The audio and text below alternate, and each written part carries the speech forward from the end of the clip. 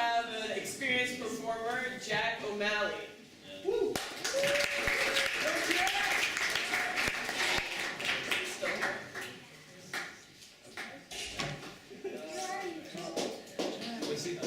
Never let go.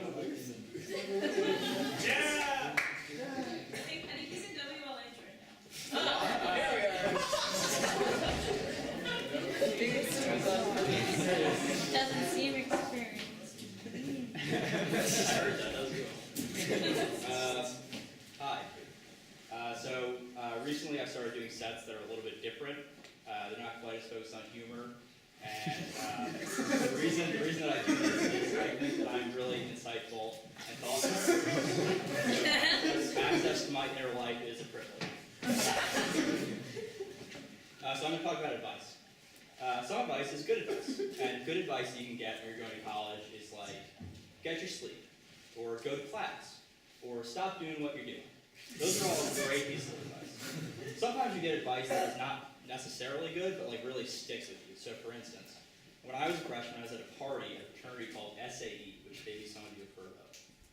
And while I was there, I remember this because I was drinking Rolling Rock beer, which quickly became my favorite shitty beer. And this big guy came up to me and put his arm around me, and he was like, "Hey man, I have one piece of advice for you." I was like, "Hit me." He goes, "Don't put up with girls who won't put out." And it made me very uncomfortable, as I hope it makes you uncomfortable. But I think it made me uncomfortable for a different reason, because I didn't know what put out meant. I was sitting there and I was like, don't put up with girls who won't put out fires. They're immature and irresponsible. You can do better than that. But I quickly learned this is not what he meant, because then he tapped me on the shoulder and said, scratch that. I got a better one. Don't date poor people. And that I understood. So I never went back to SAE. Some advice is just really bad advice. So bad advice that you'll probably get if you're a freshman here is like, join a club.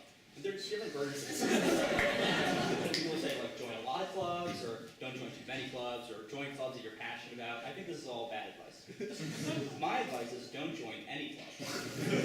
Instead, accept that your freshman year will probably be a bad experience, and enter a hibernation state when you arrive on campus.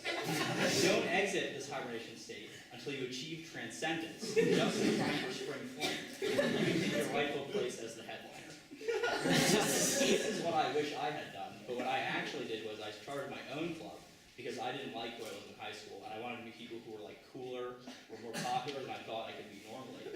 And I actually succeeded wildly. I actually met so many people in this club who were cool and more popular than I was, and especially richer. And they actually kicked me out of the club. Cool enough. And I found myself firmly back in square one, having realized only that choice is an illusion, and that we have no agency. Another piece of bad advice that people give is like, your major doesn't matter. And this is like the stupidest advice. I think the three most important choices you can make when you're in college are your major, what performance group you're going to be in, and if you can't hack it, then what performance group you will be a groupie for, and if you prefer PBR or Rolling Rock as your shitty beer of choice. And the major is an interesting one because it's one of the only times that I know of where you just get to pick to be something else. Like, normally, you don't get to be like, I am a nice person. I choose to be a nice person. But with your major, is actually a drop-down list on the Yale website where you go and you pick, I am a history or science major. And you simply choose your identity. I'm an English major, and I did this because I thought that I wanted to be a writer. But the English major is different than the other majors. So if you select on the drop-down list, I want to be an English major, another box pops up and it says, you choose this because you want to be a writer. And you select yes. Then they take you to a back room at the Buying Your Books and Manuscripts Library, and they beat your creativity out of you. But the last piece of advice, the one that really pisses me off, is everybody else is struggling too. And this one's not really advice. I think people say it to make other people feel better. Everybody else is struggling too. And I don't see how that works. So if I tell you that I'm failing all my classes, my girlfriend dumped me for my best friend, I recently concluded that there is no God. I just vomited in my toilet, I have a weird liquid seeping out of my ass. You say, everybody's struggling. I mean, look at Chet over there.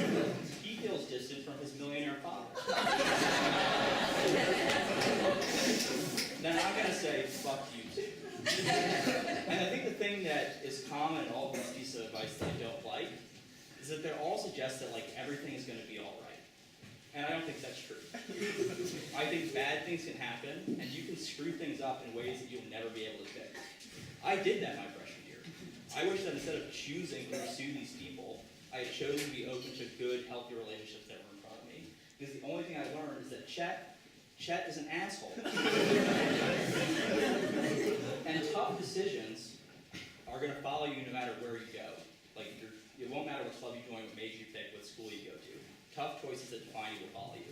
And you can be the kind of person who lets their college choice be the most important decision they make in their life. But then you'll be just like the people who let joining a club or picking a major be the most important choice in their life. You'll be just like the people who let PBR or Rolling Rock be the most important choice. Even though Rolling Rock is the obvious choice. But at the end of the day, you'll still be drinking shitty beer at a shitty party. And so, if this does not resonate with you, if you're the kind of person who's like, nah man, I got into Yale, I'm hot shit. Then I have one piece of advice that I think will resonate. I got it from a young wise man in the Brotherhood of Sigma Alpha Epsilon. He said, don't date poor people.